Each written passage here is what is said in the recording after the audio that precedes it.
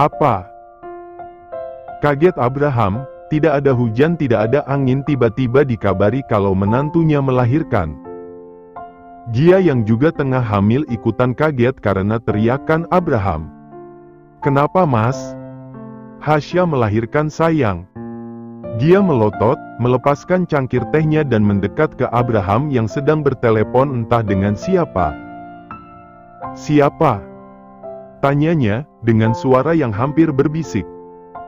Iya, aku akan berangkat dengan pesawat pribadi perusahaan.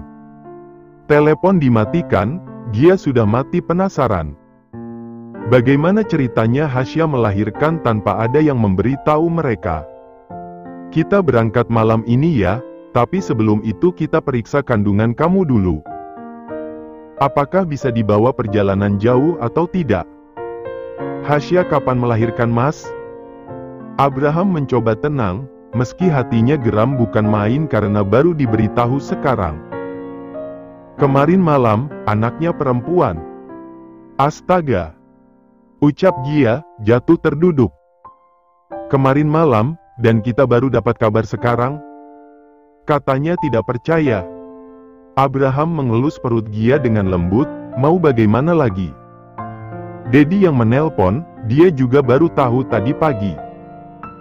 Itu pun karena orangnya yang menyusup ke apartemen Damian. Sepertinya bocah satu itu tidak ingin kita tahu kalau istrinya melahirkan. Geramnya. Aku siap-siap kalau begitu. Abraham mengangguk, menghela napas. Dia mencoba menghubungi Damian, sayangnya nomor tidak aktif sama sekali.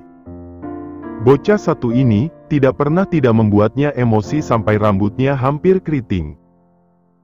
Di Aussie, Damian melarang Manuel yang ingin masuk ke dalam ruang rawat inap Hasya.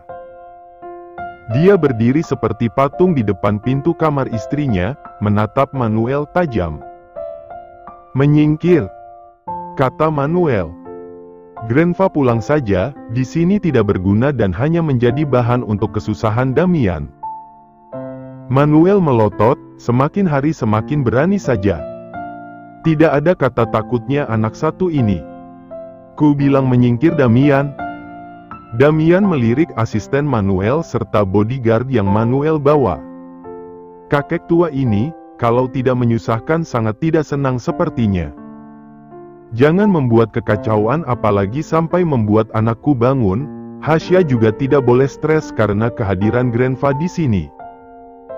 Manuel menghela napas, mau marah dengan aturan Damian tapi tidak bisa. Demi bertemu cicitnya, Manuel akan melakukan segala cara. Damian akhirnya mengizinkan untuk masuk, beserta antek-anteknya juga.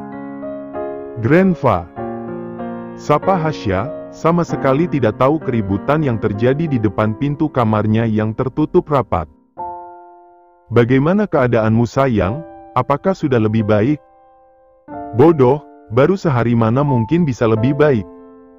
Bukan Hasya, tapi Damian. Hasya tersenyum, menyembunyikan rasa ingin memukul kepala Damian dengan bantalnya. Lebih baik, tapi memang sedikit masih sakit karena jahitannya. Manuel menyuruh bodyguard tadi untuk mendekat, dia segera membuka 2 koper berisi uang yang membuat Hasya hampir serangan jantung. Sebagai hadiah untukmu karena sudah berjuang melahirkan cicit Grandpa, ini hadiah kecil yang bisa Grandpa berikan. Hadiah kecil? 2 koper uang masih dibilang hadiah kecil. Lalu hadiah besarnya akan seperti apa? Ini cukup untuk kamu menghabiskan waktu di mall nanti setelah bisa berkeliling, dan ini. Saham di perusahaan Grandpa tidak besar. Hanya sekitar 5% dengan atas nama kamu. Hasya ingin pingsan, belum juga habis rasa kagetnya dengan hadiah Damian sekarang ditambah lagi dengan hadiah yang Manuel berikan. Grandpa, apakah ini tidak terlalu berlebihan? Manuel menggeleng, astaga kakek satu ini. Seberapa kaya sih dia? Ini hadiah kecil, kamu ingin apa setelah pulang nanti? Apakah pesta besar untuk perayaan kepulanganmu? Hasya menggeleng cepat, ya Tuhan. Jangan lagi, dia tidak sanggup lagi menghadapi kekayaan suami serta keluarga suaminya. Ini sangat cukup untuk Hasya. Manuel menyuruh 2 bodyguard serta asistennya untuk keluar. Mereka tidak boleh ada di samping tuannya jika sedang senang begini. Jangan sungkan ya, bilang apapun yang kamu inginkan. Damian berdehem, mengingatkan Manuel untuk menjaga batas dengan istrinya. Terima kasih Grandpa. Kan, siapa sangka? Dari yang dulu dibenci sekarang dicintai begitu hebat. Hasya berhasil merebut hati Manuel yang sekeras batu akik itu. Rasanya hadiah tadi masih saja kurang. Please, jangan dibahas lagi. Hasya sudah tidak sanggup lagi mendengar barang-barang mewah serta lapisan uang di depannya. Grandpa, terima kasih ya makanannya. Semuanya enak banget. Tentu saja, Grandpa memesannya khusus untukmu di restoran paling terkenal di daerah ini. Damian memutar bola matanya malas, dasar tukang pamer. Kalau sudah tua tinggal tunggu kematian aja kali, ngapain sok-sokan kayak begitu? Dikira keren, jatuhnya kayak orang gila. Di tempat lain Dinda menunggu kepulangan Daniel, sudah jam 8 malam dan suaminya belum juga terlihat. Rasa bersalah begitu mendominasi dirinya, seharusnya dia tidak mengatakannya. Seolah-olah dirinya menyesal menikah dengan Daniel. Gue harus apa? Pesan dan panggilan pun tidak ada satupun yang Daniel balas, semakin membuatnya khawatir. Biasanya, Daniel selalu pulang kerja jam 5 sore. Tapi sekarang, bahkan sudah malam pun batang hidungnya tidak terlihat sama sekali. Karena nasihat enyaknya, kalau ibu hamil tidak boleh keluar saat maghrib apalagi malam. Jadilah terpaksa Dinda menunggu di dalam rumah, sambil melirik jam dan ponselnya. Berharap Daniel memberitahu di mana lokasinya sekarang. Dinda lapar, tapi dia tidak ingin makan. Dia hanya mau makan kalau Daniel menyuapinya. Anaknya juga kenapa sih, tahu aja kalau emak bapaknya lagi bertengkar. Kemana sih mas, biasanya nggak pulang selatut ini?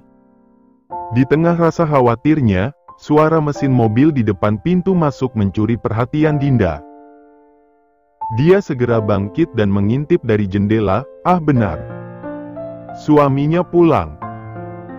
Dengan senyuman lebar, Dinda membuka pintu menyambut hangat Daniel yang bahkan tidak mau melihatnya. Mas! Panggilnya. Mas nggak memaksa kamu, tapi cukup bertahan sampai anak kita lahir. Setelahnya, kamu bisa melakukan apapun yang kamu mau. Hati Dinda terasa diremas keras mendengar ucapan Daniel, sebegitu berefeknya ucapan mulut laknatnya ini. Dinda mau minta maaf. Dinda salah, seharusnya Dinda nggak ngomong durhaka seperti itu. Mamas, Dinda nggak akan menyalahkan hormon hamil Dinda karena menurut Dinda memang itu salah Dinda dalam berucap. Daniel langsung berbalik badan, tanpa bicara satu kata pun. Dia memeluk istrinya erat membuat Dinda kaget. Kamu bikin mas sakit hati. Dinda tahu, maafin Dinda ya mas. Lain kali kalau Dinda ngomong gitu lagi, mas tampar aja biar cepat sadar. Daniel menghirup dalam-dalam aroma Dinda yang tidak mandi 2 hari ini, selama hamil memang Dinda sangat malas. Jangankan untuk mandi, untuk mengunyah makanan saja kadang tidak mau. Bau kamu sedap-sedap bikin mabuk. Masih. Ucap Dinda, tapi dia menghirup aroma dirinya sendiri yang memang sangat tidak enak. Mas makan dulu ya, Dinda udah siapin. Tapi beli. Cengirnya. Nggak apa-apa, yang penting ada makanan. Kamu nggak harus masak kalau memang nggak mau, sekarang apa-apa bisa beli sayang. Dinda tersenyum manis karena Daniel tidak marah. Aku mau mandi dulu. Makan dulu, setelah makan baru kita mandi bareng. Ketularan mesumnya Damian ini mah, tapi Dinda mana mungkin menolak. Sudah membuat suaminya sakit hati, masa dia tolak ajakan mandi bersama juga? Bisa-bisa double durhaka sama dosanya ini mah. Kembali ke Hasya dan Damian. Hasya terbangun karena merasa terusik oleh suara ramai, dia membuka sedikit matanya. "Kamu bangun sayang."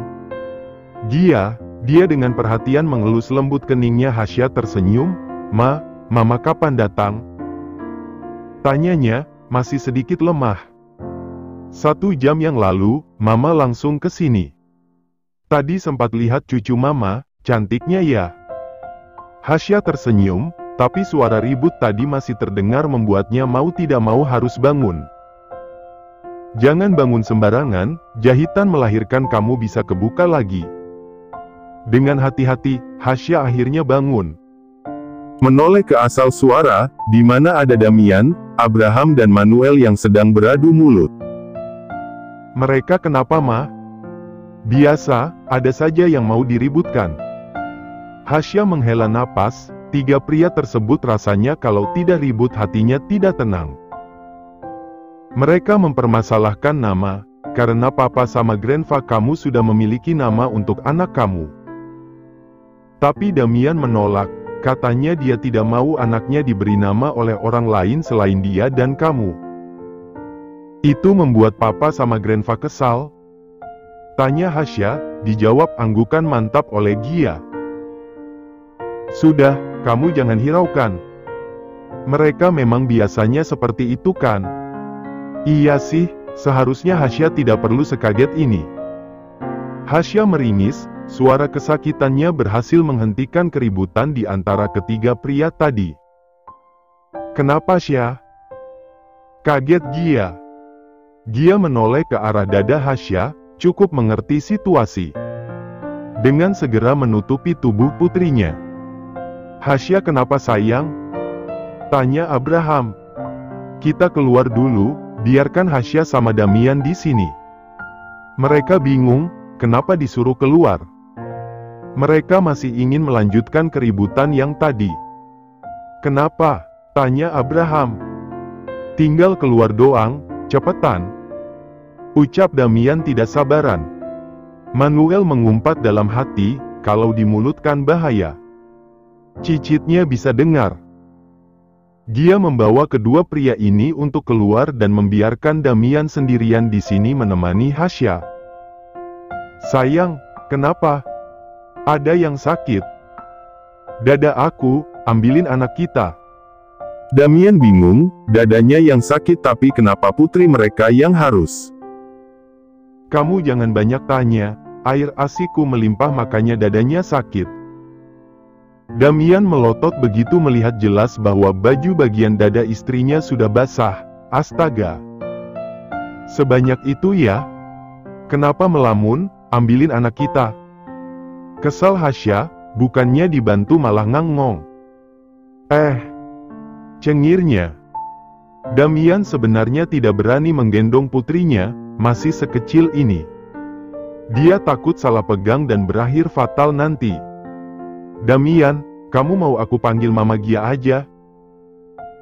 Damian langsung cemberut, enak aja main panggil-panggil. Kesempatan sepi gini nggak datang 2 kali, kan bisa tuh dia juga sekalian modus sedikit. "Hati-hati," ucap Hasya lagi, melihat Damian yang sepertinya begitu ketakutan menggendong putri mereka. Hasya mengambil alih begitu Damian sudah di depannya, dibantu Damian lagi untuk membuka kancing baju pasiennya serta branya yang sudah basah. Hasya bisa bernafas lega saat putrinya mulai meminum ASI. Ternyata manjanya Damian memiliki efek bagi Hasya. Karena sekarang dia tidak kegelian sama sekali berkat Damian yang rajin setiap malam. "Baju kamu udah basah, ganti aja ya." Hasya mengangguk, membiarkan Damian sibuk sendiri sementara dia menyusui. "Sayang, sepertinya kita harus pindah tempat tinggal lagi," ucapnya, setelah selesai mengantuk baju untuk Hasya pakai. "Kenapa?" "Apartemennya terlalu kecil untuk kita." "Kecil?" Astaga, dari mana datangnya kalimat terlalu kecil padahal jelas-jelas apartemennya luas sekali. Aku takut, putri kita tidak tumbuh dengan baik karena lingkungannya tidak mendukung. Damian, ku rasa tidak masalah dengan lingkungannya. Apartemennya besar, dan kalau untuk lingkungan ku rasa aman saja.